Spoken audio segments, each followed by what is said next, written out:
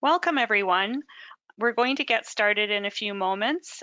Just wondering if you could let us know if you can hear us and if you can see the slide, that is that first slide. If you could type that into the question box on the right of your screen or even in the chat box, that would be much appreciated. Thank you.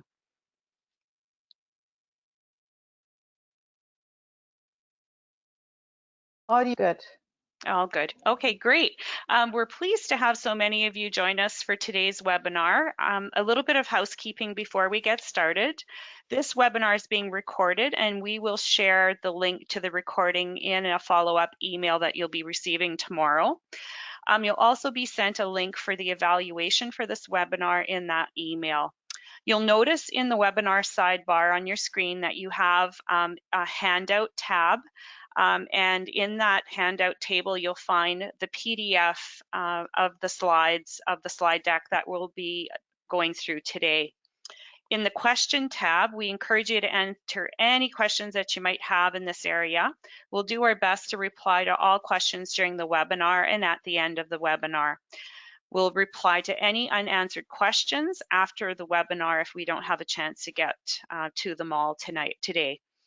We'll now take a few minutes to introduce ourselves as the presenters for this webinar. I'll start with myself. My name's Yolande Lawson. I'm a registered nurse and an international board certified lactation consultant, and I've been working with Best Start by Health Nexus for approximately 8 years as a health promotion consultant.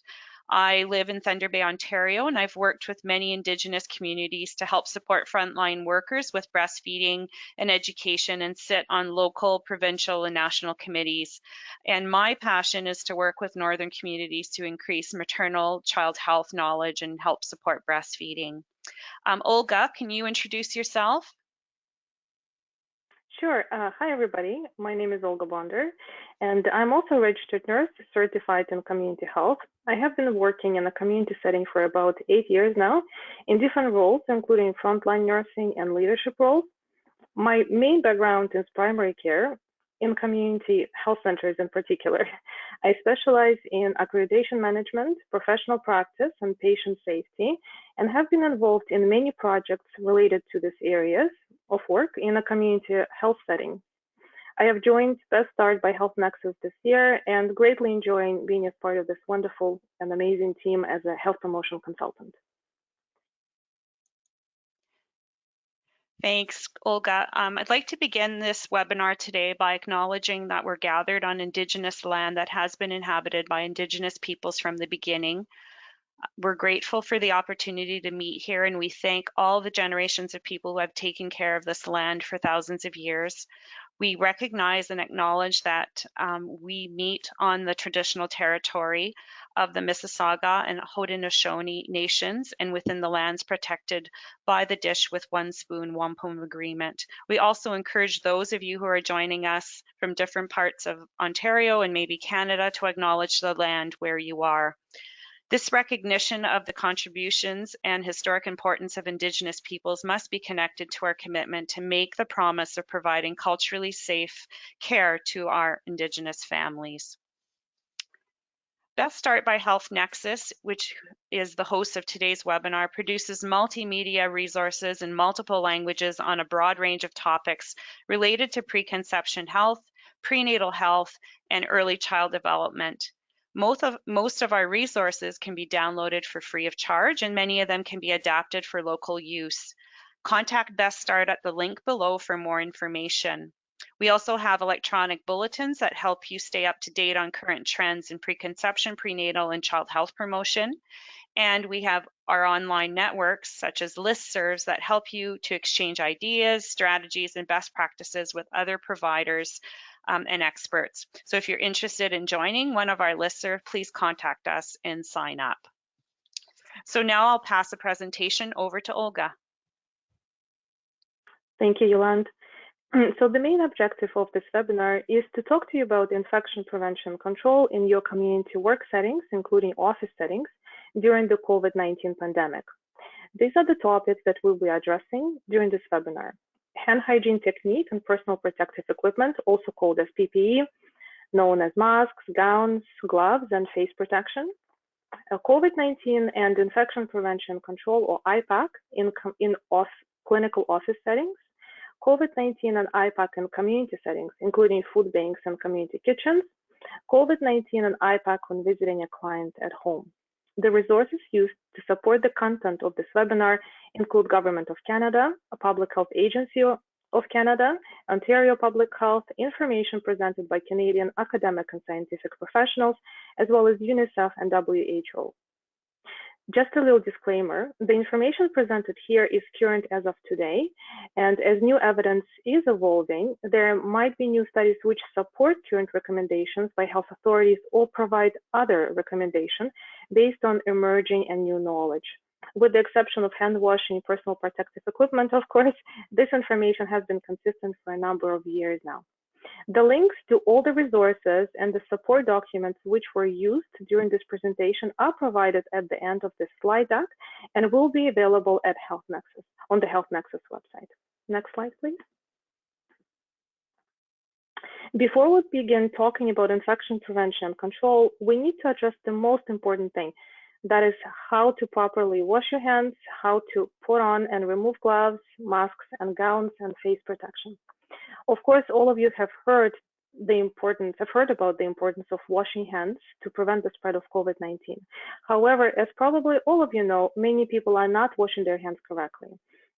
Here, we presented you with the links to the videos showing the correct technique for washing and sanitizing your hands approved by the World Health Organization.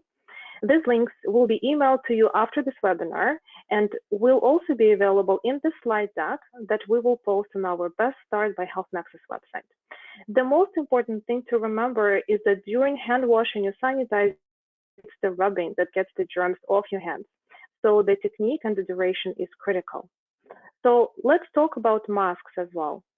If we need to wear a mask, putting it on properly and removing it correctly is also very important for it to be effective in protecting us against COVID-19. Please follow the link provided to see the correct technique. And gloves.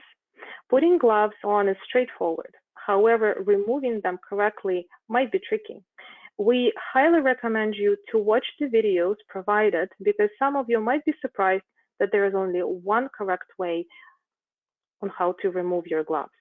The last links show techniques on how to put on and remove your full PPE, including gloves, masks, gowns, and face protection. Next slide, please.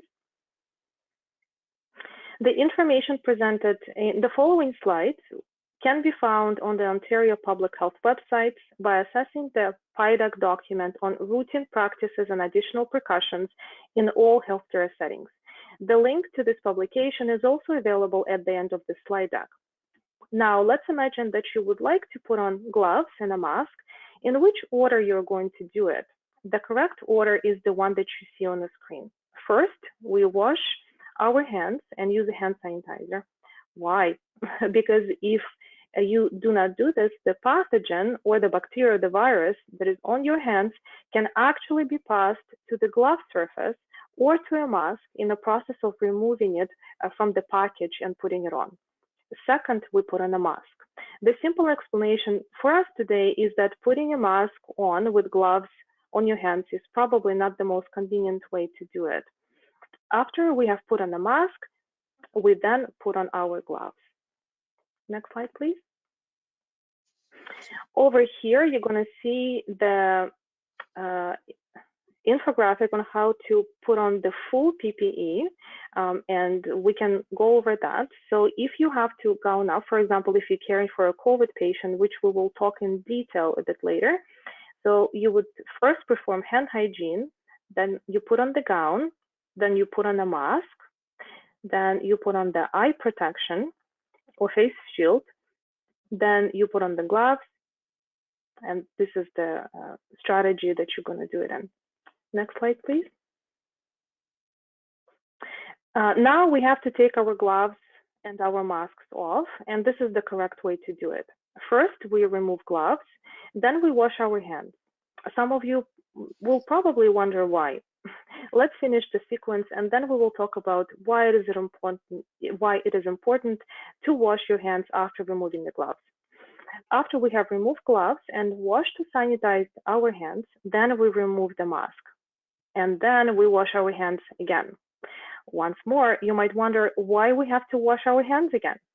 Washing your hands after you have removed a mask is needed in case you have accidentally touched the outer surface of the mask, or the mask is saturated with droplets after you have been coughing into it. Therefore, your hands might have virus on them after you have touched the mask. So let's talk in detail about why it is important to wash your hands after you have removed the gloves. Wearing gloves does provide a physical barrier and reduces the possibility of contaminating your hands. However, it is not a substitute for hand washing, as single-use gloves, especially if they are not medical, may have pores or microscopic holes or even small defects that are not visible to a naked eye, through which certain bacteria and viruses can travel and contaminate your hands, especially if gloves were worn over a long period of time, as the natural process of tear and wear does happen when you are operating with your gloves on. The capacity of the glove to so-called leak a pathogen or a tear, or ability for it to tear, does differ from the material they are made of and the manufacturer and many other different factors. However, general principles of hand washing before putting the gloves on and removing them stays the same. Also, sometimes we're also tempted to disinfect our single-use gloves with wipes or a spray or alcohol rub, or simply wash them with soap and water.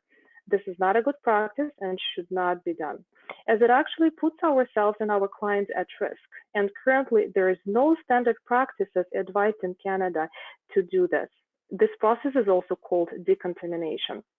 WHO states that washing, decontamination, or reprocessing of single-use gloves is not recommended, as it may actually damage the material integrity and jeopardize the glove's protective function. Public Health Ontario shares the same recommendations against gloves reprocessing.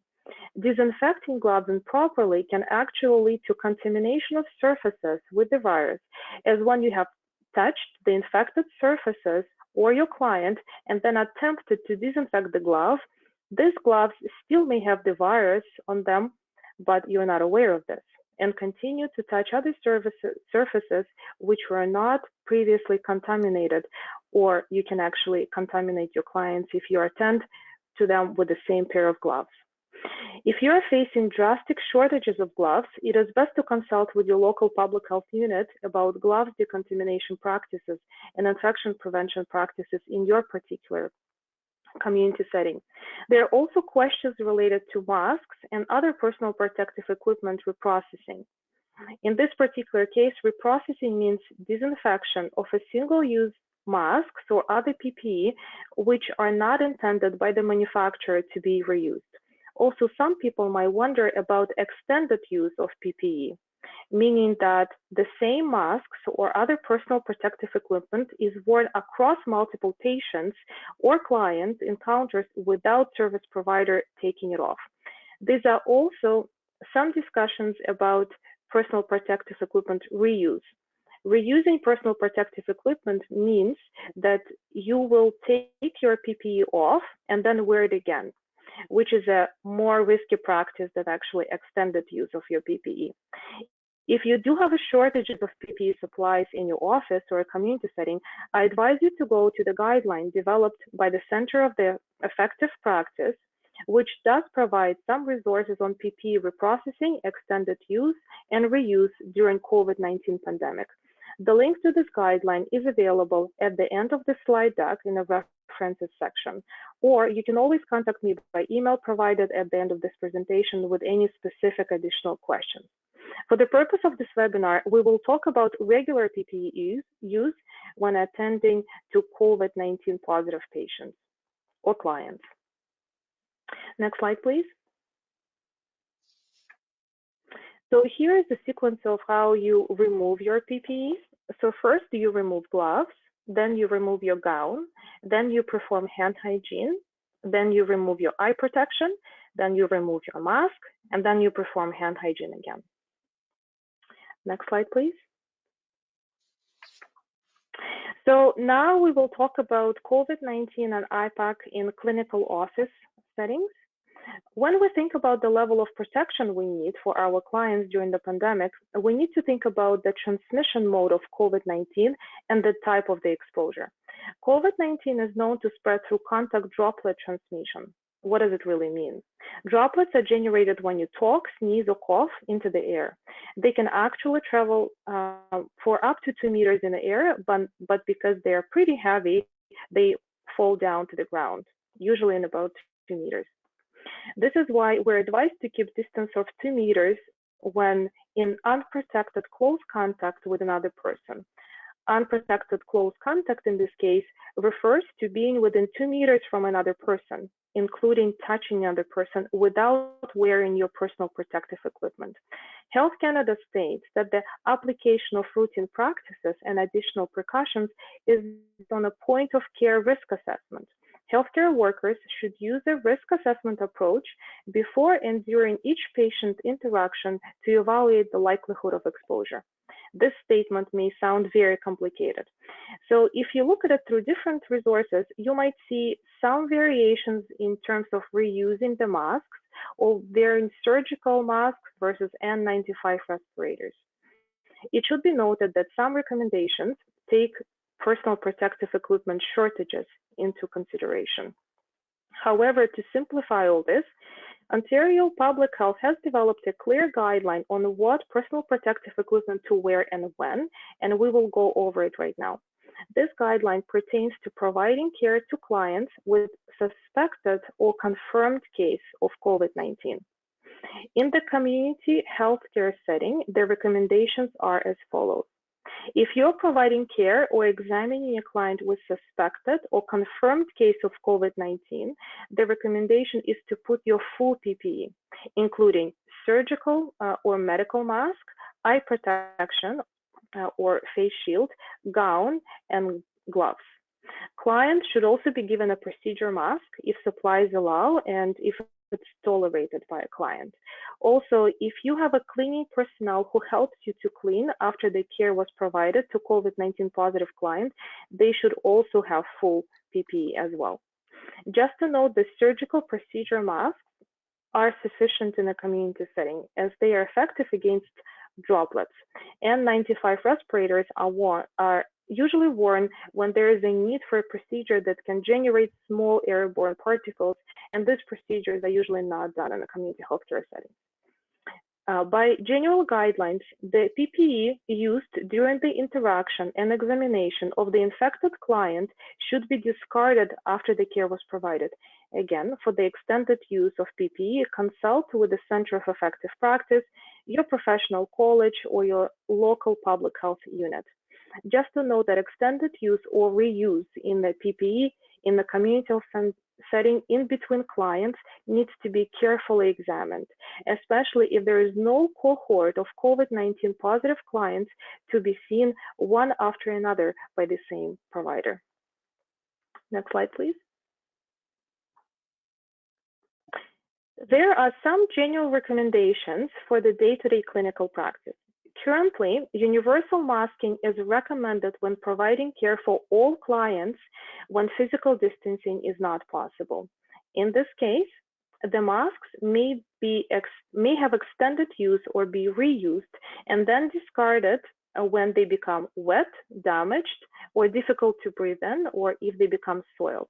Again, the definitions are as follows, so we're clear. Extended use involves wearing the same PPE across multiple client encounters without taking it off. Extended use carries less risk of self-contamination and is therefore preferred to reuse. Reuse involves removal, storage, redonning, and reuse of the same potentially contaminated PPE items without reprocessing or sterilizing them in between. This is one of the principal sources of risk for healthcare workers. In the ideal scenario, you would discard a mask when you have taken it off. For example, when you have to eat or drink something or after your day is done. The most important thing to remember is not to touch the outer surface of the mask when you're removing it. Remove it by the rubber bands or by the ties. If you have to reuse it, fold it so that the outer surface is held inward and against itself to reduce contact with the outer surface during storage. The folded mask can be stored between uses in a clean, sealable paper bag or breathable container. Consider adding a user identifier to the strap of the mask so everybody would know that this is your mask. Storage containers should be cleaned should be labeled with the user name and disposed of or cleaned after each use. Another recommendation is to space chairs in a waiting room 2 meters apart and remove extra objects from the waiting room. For example, toys or magazines or brochures, something that is a high touch. If you must have toys in a waiting room or in a community setting, we will talk more in detail later in terms of how to sanitize them. Also, keep direct client contact solemnly to the provider or the nurse practitioner so that all the vitals will be done by one person. And also lead patients directly to the exam rooms. Another important thing is to clean surfaces after the patient leaves. And we will talk about the environmental cleaning in a bit. Next slide, please. So those are the handouts containing the recommendations from the primary care providers in the office settings, and they can be found by following the links, which are provided on the slide. The PDF version of the slide deck has those links, so you can access them easily, and hopefully it will be helpful. Next slide, please. Also, if you're a physician or nurse practitioner, you can go to the Center for Effective Practice, and if you have a specific question about personal protective equipment or so on and so forth, and any primary care issues related to COVID-19 pandemic, you can use their academic detailing virtual visits, and here's the link provided on how you can sign up for those. Next slide, please. Now we will talk about cleaning versus disinfection. So before we continue with the environmental cleaning protocols for primary care settings, let's find out what it actually means. There is a difference between cleaning and disinfection, even though this term sometimes can be used interchangeably. Cleaning products remove germs, dirt, and impurities from surfaces by using soap or detergent and water. Cleaning does not necessarily kill germs, but removes them and lowers their numbers and the risk of spreading infection. Disinfecting products, on the other hand, kill germs on surfaces using chemicals. Some agents combine cleaning and disinfecting agents, so you can only use one product, which makes it easier, of course. For example, disinfecting wipes. Lots of them combine two products, and we will talk about this in more detail later. Next slide, please. So this slide is about environmental cleaning in primary care settings. As far as we know, there is no specific guidelines in Canada related to environmental cleaning in community clinical settings during COVID-19 pandemic. Standards for cleaning and disinfection for clinical settings during COVID-19 have not changed, as according to Health Canada and other sources, regular hospital-grade or healthcare-approved disinfectant is effective against killing coronaviruses, including COVID-19. One practice to mention, which is recommended by the Ministry of Health of Ontario and Ontario Public Health, is to clean all high-touch surfaces twice a day in a public setting. The list of high-touch surfaces is provided later in the slides. There are two cleaning methods usually referred to in regards to environmental cleaning. So one is the hotel clean and one is the hospital clean. Hotel clean is the measure of cleanliness based on visual appearance that includes dusting and dirt removal, waste disposal, and cleaning of windows and surfaces. Hotel clean is the basic level of cleaning that takes place in all areas of the healthcare setting. Hospital clean is the measure of cleanliness routinely maintained in client, patient, or resident area of the healthcare setting. Hospital clean is the hotel clean regimen with the addition of disinfection, or instead of just cleaning, you are disinfecting the environment. Also, hospital clean requires increased frequency of cleaning, auditing, and other infection control measures in client care areas. To make it simple, your exam rooms, procedure rooms, and offices where you see, treat, or provide direct care to a client should be cleaned according to the hospital clean regimen. And these guidelines are also the same right now as before the pandemic.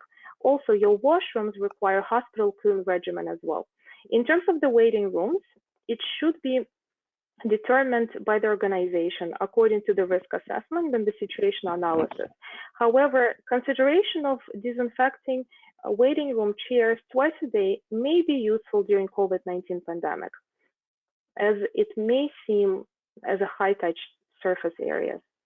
During this webinar, we will not cover everything related to environmental cleaning, as there usually are an organizational policies regarding these practices, but we will highlight the most important things to consider. If you would like to find out more about IPAC practices in clinical settings and the level of disinfections, please go to Ontario Public Health website and access the publication called Best Practices for Environmental Cleaning for Infection and Control for Prevention and Control of Infections in All Healthcare Settings, 3rd edition. In the next slide, we will talk about the components of hotel clean versus hospital clean.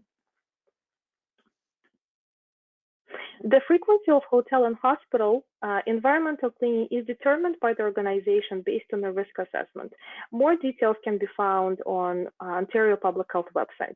However, it might be easier to break down the frequency of disinfection according to 3 categories: high-touch areas, low-touch areas, items, equipment to be cleaned in between clients. High-touch areas include doorknobs, elevator buttons, telephones, light switches, toilet flushes, counters, handrails, touch screen surfaces, and keypads. As mentioned before, it is advised during pandemic to clean them twice a day. Actually, not to clean, to disinfect, I should say, them twice a day. In clinical setting, high-touch areas also include scales and chairs in the exam rooms. Low-touch areas include floors, walls, ceilings, mirrors, and window seals, and should be cleaned according to organizational policy. Daily cleaning of floors in client care areas should be strongly considered. And I'm not saying disinfecting the floors here is because technically it's not suggested or recommended to disinfect floors, as it is a low-touch surface. According to the Public Health Ontario, some items should be disinfected between clients, and some should be cleaned after each use.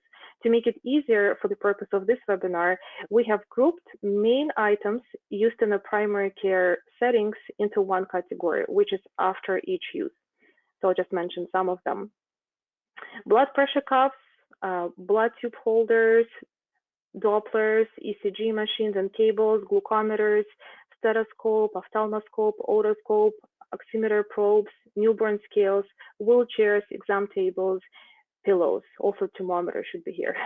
So everything that pretty much touches the patient's skin or comes in contact with the client should be disinfected after each use. And also, daily disinfection of bathrooms should be done. Next slide, please.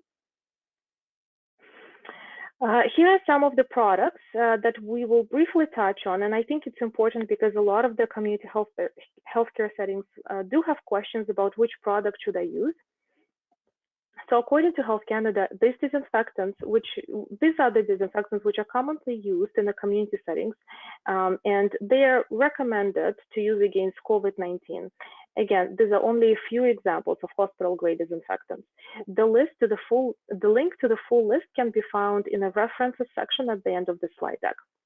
In this table, we have 5 most commonly used wipes or solutions, including Virox, Cavi Wipes, Oxivir, Clorox Healthcare, and 3M. In the second column, you would see their active ingredients, and in the third column, you would see details.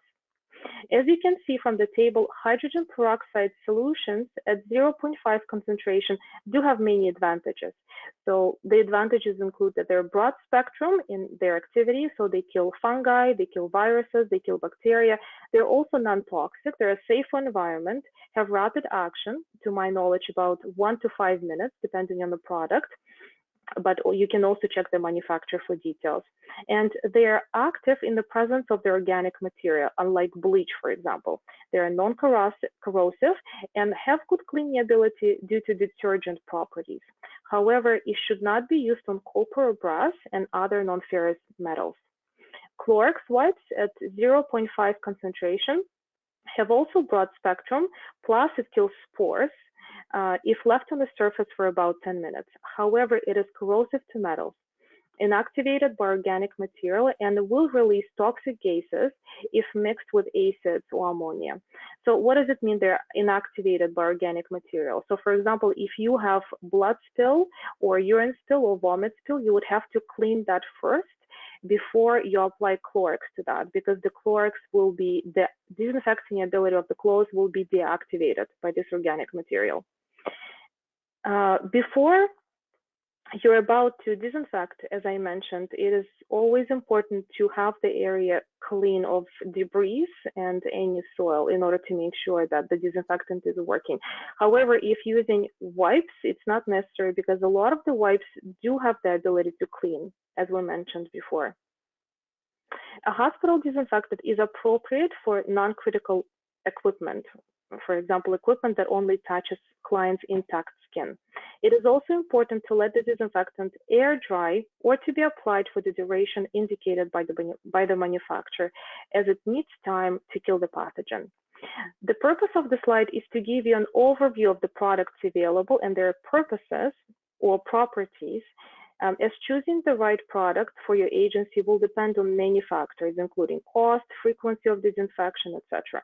However, it is important to make an informed decision when you are buying the products.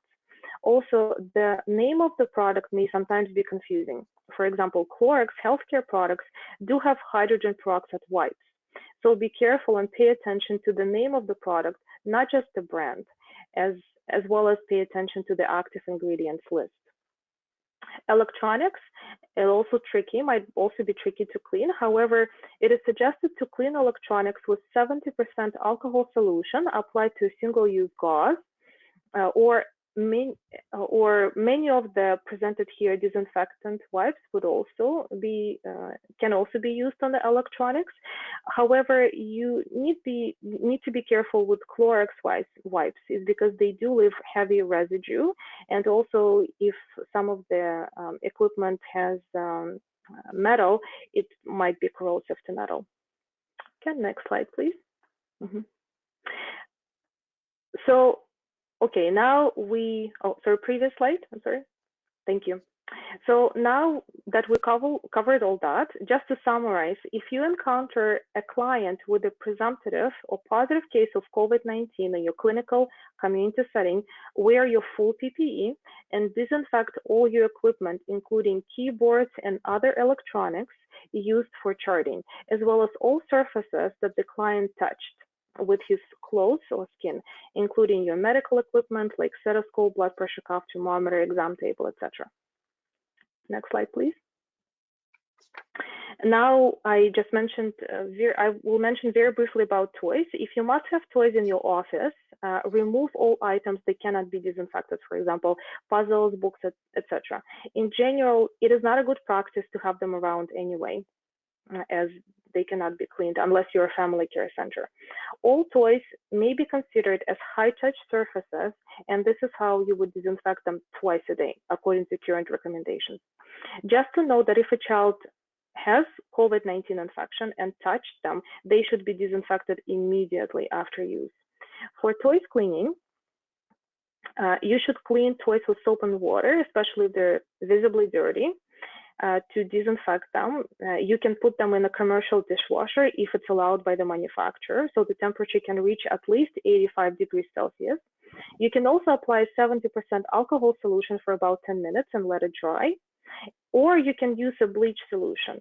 So the concentration of the bleach is 2 tablespoons or 15 milliliters of bleach diluted in 3 liters of water. Also, after that, they would have to be thoroughly rinsed to make sure that there is no disinfectant residue, and they have to be air dried prior to storage.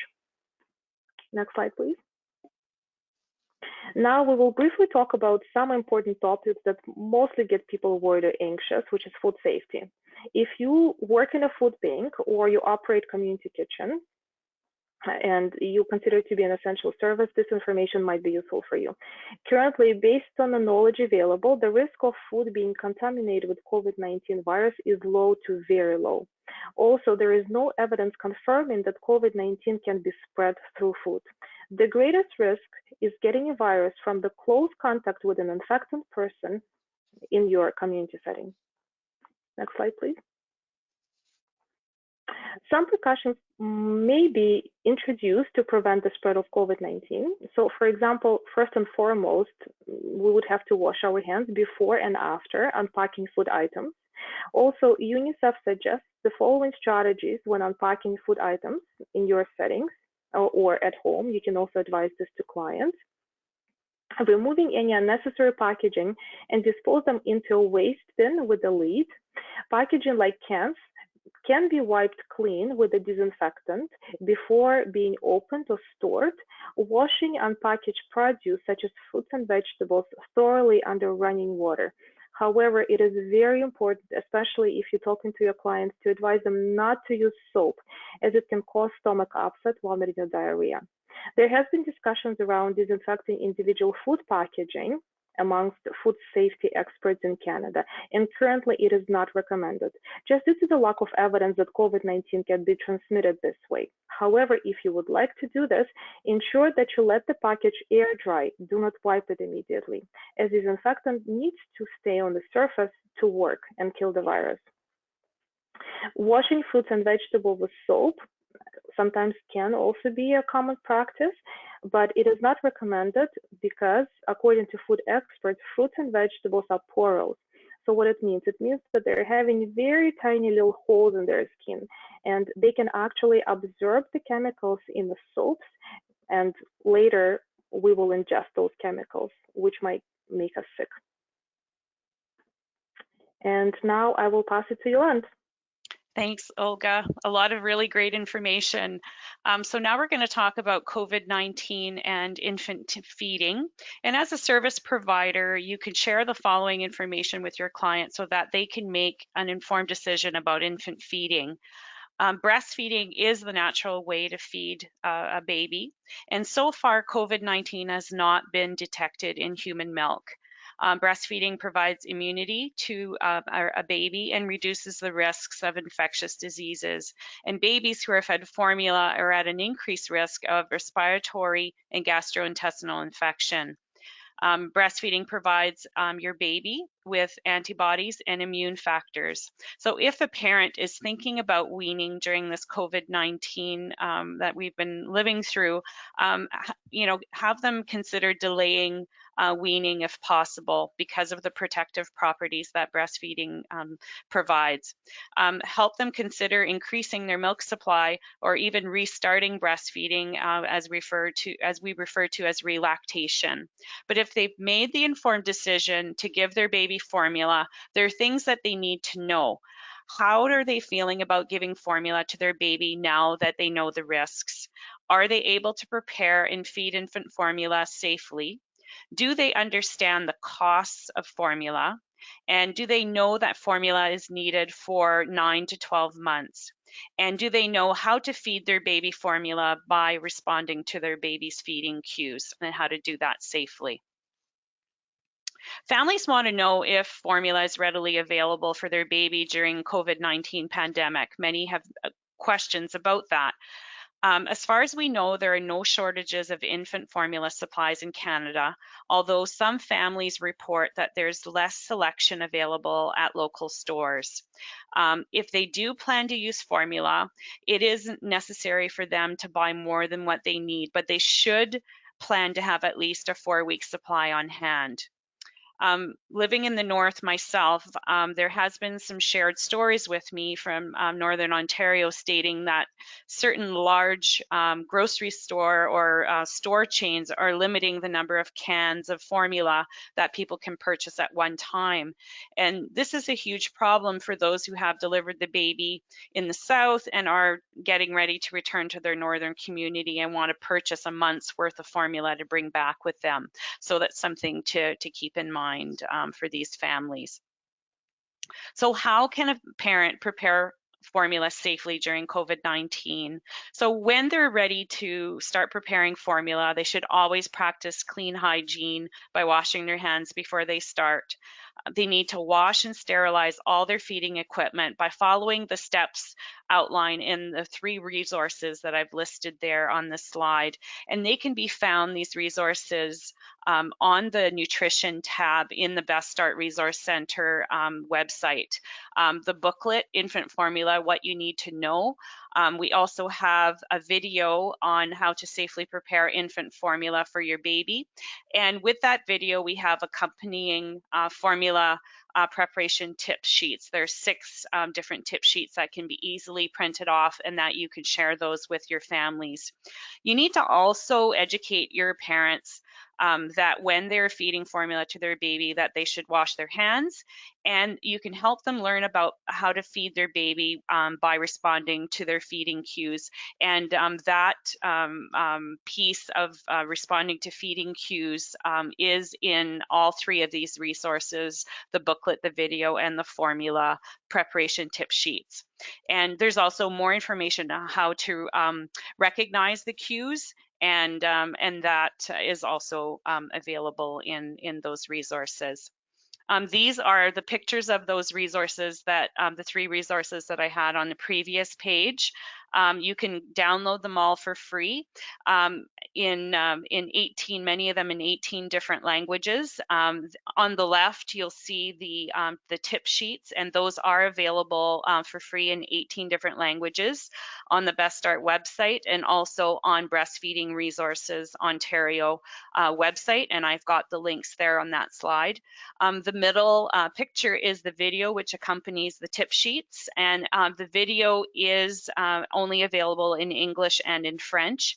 And then on the right, you have the formula resource, which also is in a booklet form, and that is also available in 18 different languages. And it should be, these resources are meant to be discuss with a parent one-on-one, not in a large class situation, but one-on-one. And they are all available, downloadable for free from the Best Start Resource Center website. So COVID-19 and infant feeding formula preparation. So if a parent is suspected or confirmed with COVID-19, they can try to have an adult in their household who's not sick to feed and prepare the formula if possible. But if this isn't possible and they have to prepare the formula and feed their baby, they should wear a mask when preparing and feeding the formula to their baby. They should practice clean hand hygiene by washing their hands before they start preparing the formula. Clean and disinfect with approved hard surface disinfectants any hard surfaces that they touch, like countertops, etc. Wipe the outside of the formula container before they touch it and start preparing the formula. And prepare the formula carefully by following the guidelines found in the 3 resources that I listed on the previous slide. So, and if you're working with a parent who has suspected or confirmed COVID-19 and they are pumping or expressing breast milk at home, how can they safely do that? So when expressing or pumping breast milk, they need to hand wash before and after, and also wear a mask.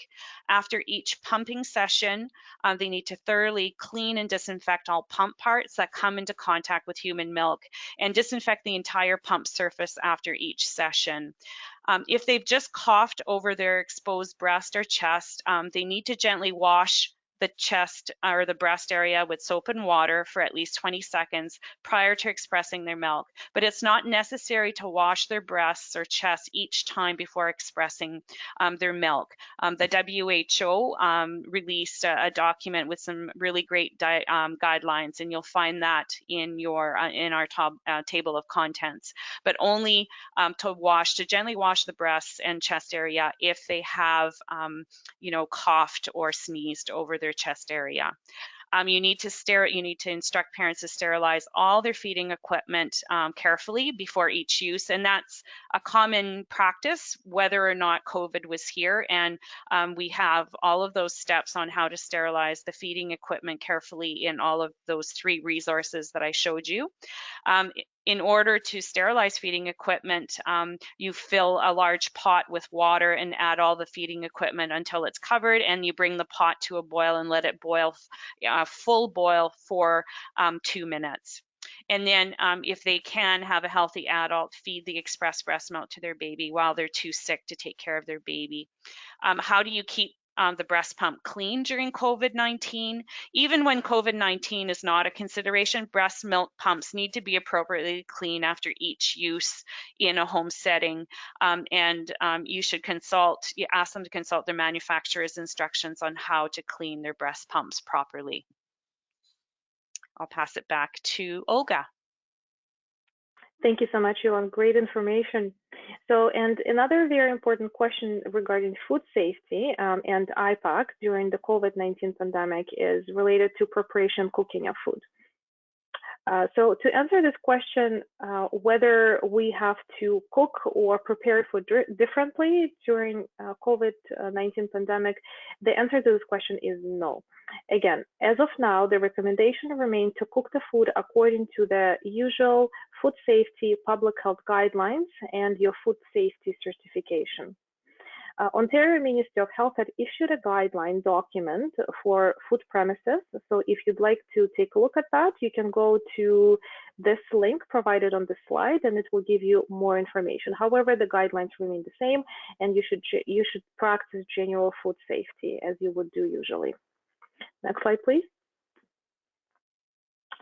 Also, cleaning in other community settings, not the clinical office settings, but regular community offices and program areas. So if you operate other essential community programs, the recommendations are the same as we have mentioned above for non-common and non-client care areas. So for example, if you clean low-touch surfaces, and it should be clean according to organizational policy and a specific public health requirement. For example, if you operate community kitchens, there are different requirements rather than for regular office settings for cleaning of floors, etc. Plus, if you clean high-touch surfaces, it should be done with the Health Canada approved disinfectant twice a day. The recommendation right now is twice a day. For additional information, please visit the links which are provided on this slide. So the first link is to Ontario Public Health and how to clean high-touch surfaces and when. The Health Canada also has link in terms of community public spaces cleaning during the COVID-19 pandemic. Next slide, please. So now we have a burning question around masks. So for clinical specialists or clinical professionals, wearing a mask and the guidelines are pretty straightforward and we have reviewed them. So for people who are not a healthcare worker, but however who do serve people in a community setting, what should they do? If you need to come to the person's home, we will address it in the next slide. This slide talks about food banks, food delivery services, essential health promotion programs, and food programs. There are 2 approaches to this. Public Health Ontario has developed a document on masking for source control of COVID-19, considering workers in non-healthcare settings. The link to this document can be found in the resource section. Some source control means that you are wearing a mask to protect others from your pathogens. There is no concrete advice on this right now, as PPE shortages may happen in some communities, and also people are advised to follow physical distancing, especially if it's not a healthcare setting. However, if you work in a community and your work involves close contacts with others with no possibility for physical distancing, universal masking may be implemented by your agency as a policy. So what does it mean, universal masking? Universal masking means that you would have to wear a mask all the time. However, physical distancing is still what we have to practice on a day-to-day basis at our work environments if you're an essential service. However, if you're a non-healthcare worker, there are situations when you care with someone with COVID-19, then in this case, you're required to put your full PPE as a healthcare worker, including a mask, a gown, face shield, gloves, and all that. Your agency might approach the situations on a case-by-case basis as well. For example, if you anticipate to provide service or care for an asymptomatic community member and physical distancing may not be possible, you may be advised to wear a mask to protect yourself and a client from the possibility of the asymptomatic transmission of COVID-19. So right now, the evidence is inconclusive, so that's why there is no concrete decision for people to wear or not to wear a mask when they are asymptomatic or when they care for the asymptomatic people when they have to implement physical distancing as a protective measure. Public Health Ontario also states that the ability to practice that the inability to practice physical distancing with other co-workers have been cited as a rationale for using masks for source control of an asymptomatic or pre-symptomatic worker. However, there is limited evidence on this and currently no concrete recommendations that we know of. Next slide, please. Client transfers. So if you're serviced and you have to transfer clients in a community, consider doing the following. Consider covering your passenger seats with the plastic easy-to-clean covers. It is also a good consideration even after the pandemic because it makes it easier to clean the car and clean the environment. Disinfect all high-touch surfaces, including handles and elbow rests, twice a day as per public health recommendation. If a presumptive case of COVID-19, disinfect all surfaces immediately after you have transferred the client. Next slide, please. So this is our last slide, and we will talk about COVID-19 and care at home.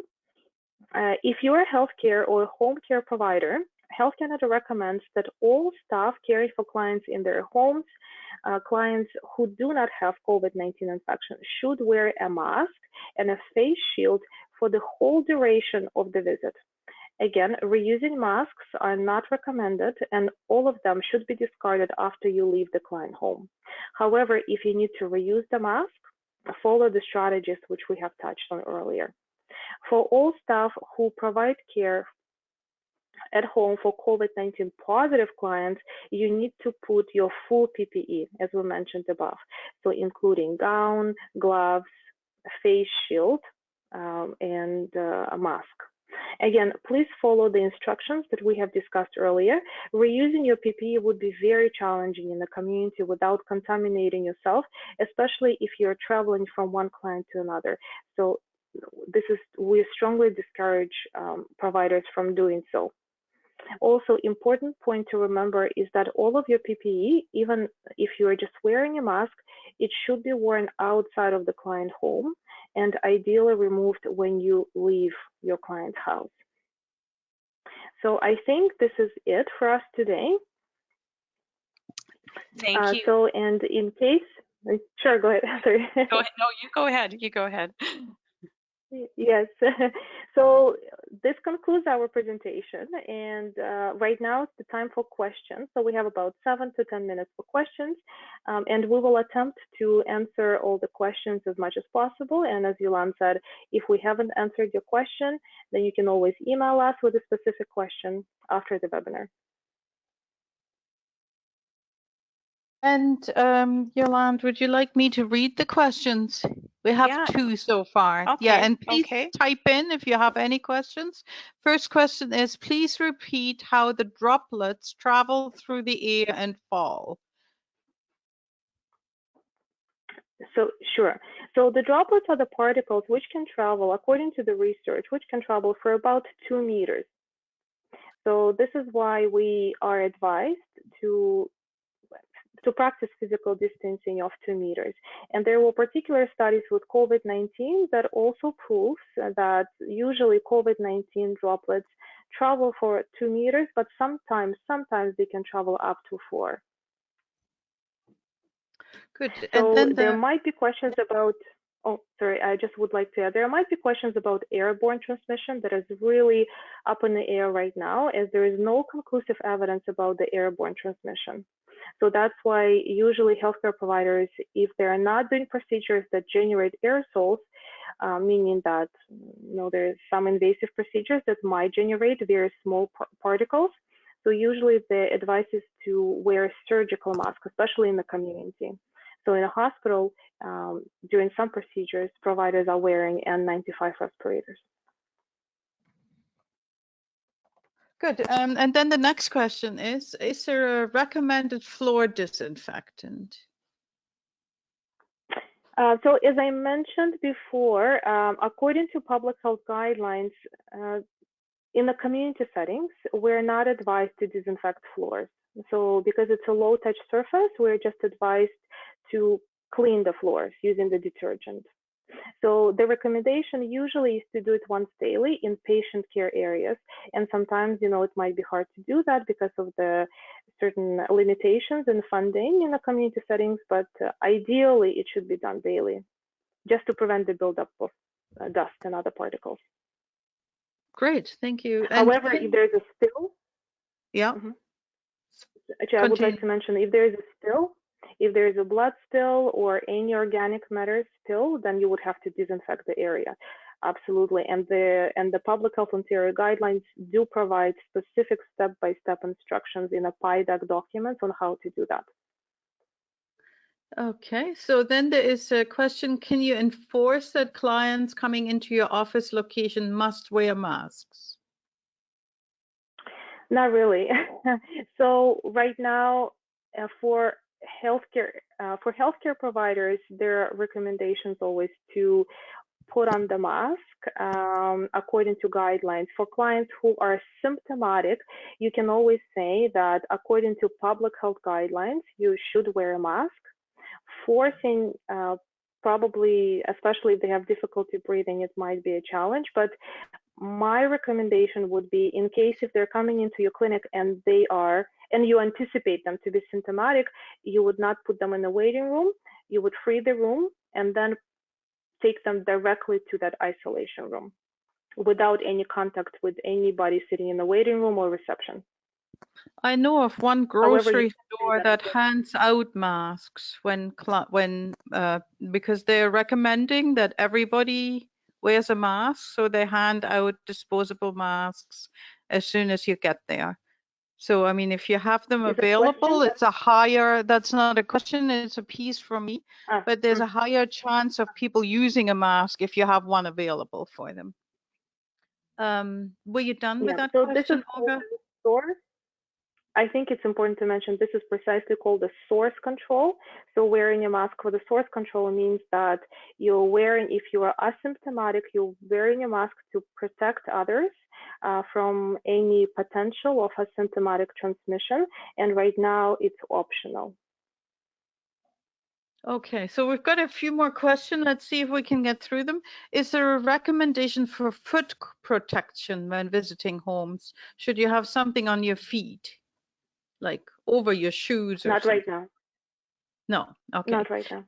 Okay, then we've got, I am a healthcare provider seeing geriatric patients in their homes. We wear masks for non-COVID patients as we cannot keep 6 feet distance. Should we ask the patient to also wear a mask while we're in their home?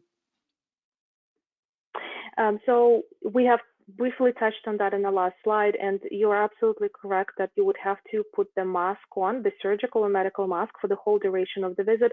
Again, if the client is asymptomatic, they're not required to wear any mask. And even if they're symptomatic and they are in their home setting, they also would not be required. So there is no mandate for them to wear a mask.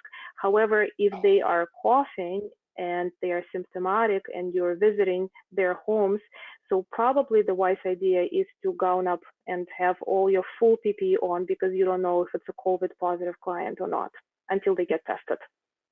Great. And more questions. Do you recommend an ear loop mask with a face shield, or can you wear just a face shield for day-to-day caution? So face shield is to protect your eyes, and mask is to protect you from inhaling anything. So if I understood the question correctly, if you just wear a face shield without the mask, it would not protect you from inhaling the particles. So you actually would have to wear a mask that fits snugly. Yeah, so the general recommendation is to have the surgical mask on. Mm-hmm. And here's a question for Yolande. What is the recommendation for lactation aid use during breastfeeding?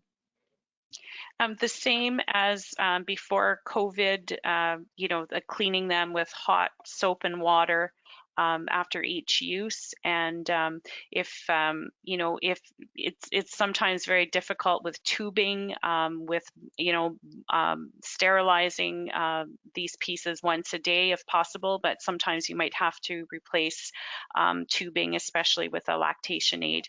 But if it's like breast shields and those types of cups, especially if you have tubing with supplemental nursing system, sometimes you will not be able to, boil them to sterilize them at least once a day. So you might have to replace those. Did you want to add anything else, Hiltrud, to this? Because Hiltrud's also a lactation consultant. It's good. I would say what you can sterilize, and what you can't, replace as frequently as you can, or wash the outside well, or wash well for sure. Yeah. And in a family medical clinic, there are any recommendations for mandatory masking of all patients entering the clinic, along with hand hygiene, regardless of the absence of symptoms? That was another question. So. Oh, that's a question. Yes. So as I mentioned before, there's a lot of questions about masking, asking clients to wear masks. And again, right now, this is optional. As I mentioned, that there is no mandate for asymptomatic clients to wear a mask. You can offer if you would like to, but there is no mandate to do that.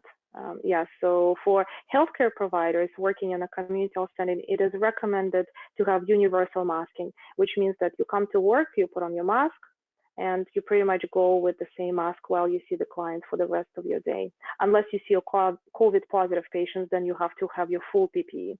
But for regular encounters, it's just a regular surgical mask. But again, as I mentioned, Public Health Ontario researched this topic of source control, and it is optional right now. I think we've got two more questions. What are your thoughts about community family drop-in center, like a place center? You said universal masking may be mandatory, but what about children and babies? So right now, according to recommendations, you can't really put a mask on a baby or a toddler who is less than 2 years old. Especially, it's probably very hard to find a mask like that if you are just a lay provider, if you're not a healthcare provider to fit the size for a child. So, to my knowledge, the family drop-in center, I'm not sure. Maybe you can comment whether they're open or not, and whether they're actually considered to be a essential service at this moment in time. If you can just type in the comments. But again, same recommendations. If people are not symptomatic, they are not required to wear a mask. They are required to follow physical distancing, but they're not required to wear a mask. Public Health Canada says that they may. but they're not required. And also, in terms of the recommendations for universal masking, right now, it's only for healthcare providers, because right now we do face shortages of PPEs, and both Health Canada and Ontario Public Health, they do recommend reserving the masks for healthcare providers who attend to patients. Everybody else should for either potential reopening. Yeah. Yeah.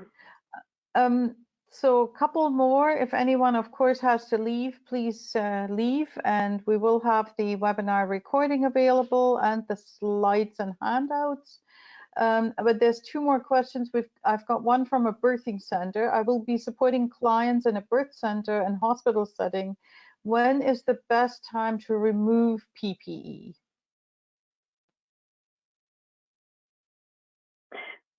So I guess are we talking about symptomatic clients or asymptomatic clients? So if you're attending to symptomatic clients, then right after. So you put on if you're caring for somebody who do have COVID-19, who does have COVID-19, then you would put on your full PPE and you would remove it after you have done your care. If it's asymptomatic clients, then you might wear a mask for between different clients. Again, it's called the extended use. So it's not recommended, but it can be done. So, and there's a ways on how you do that. I described some of that, but if you're curious and would like to find out more, you can always go to the Center for Effective Practice.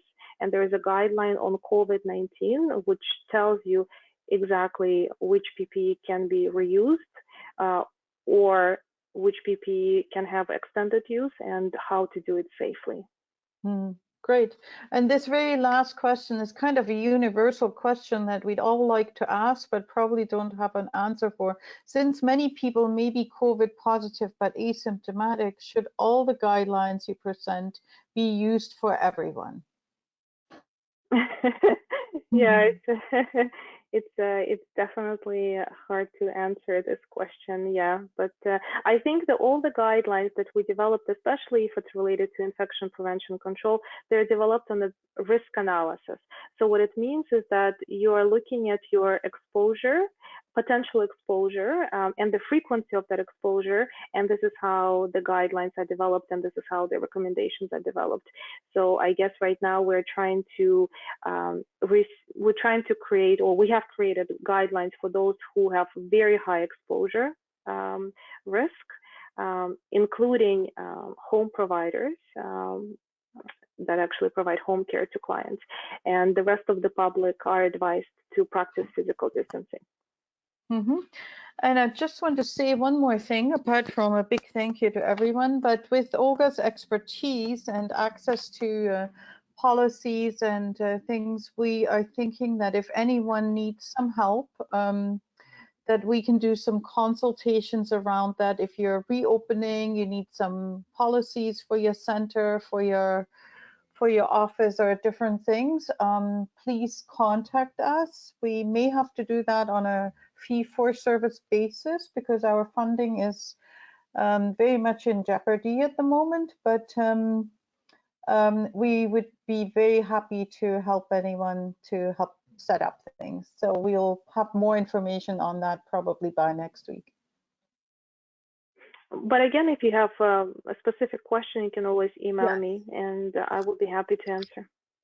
Yes, and for sure, we will always answer emails and anything like that.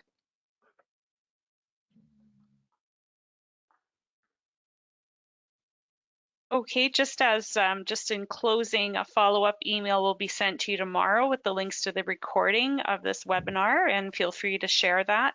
And there will also be a short evaluation. And don't hesitate, as we said, to contact either of us if you have any further questions. And I'd like to thank everyone for attending today's webinar. Stay safe and have a good evening. Thank you. Thank you, everybody.